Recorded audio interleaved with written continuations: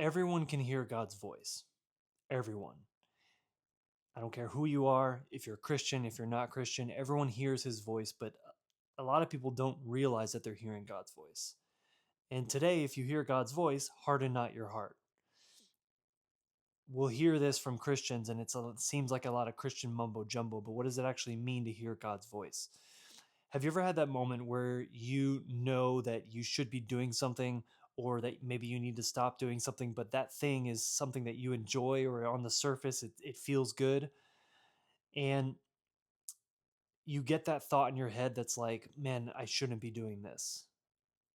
That thought is moving you towards something that is good.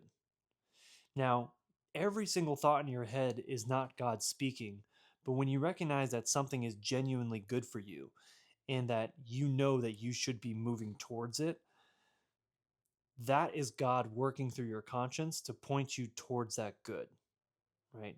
Simple as that. So you've probably heard that voice or you've had that feeling.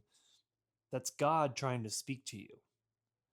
And in that moment, you've got a choice. You can harden your heart or you can soften your heart. So when you say, I know this is bad for me, but I'll stop tomorrow or I'll change later or maybe just one more time, that's you hardening your heart and you're saying, I hear God's voice. I understand it, but you know what? Let me just wait.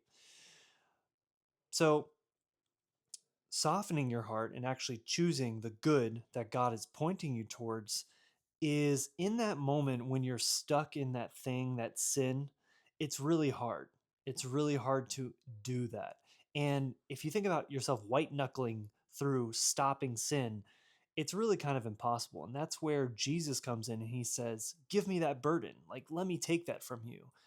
But what does that actually mean? And what does that actually feel like when Jesus comes and takes your burden?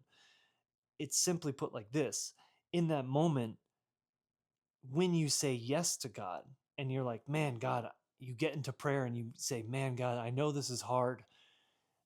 I really want to do this, but I know it's bad for me. You know what? I'm going to give it up for you today.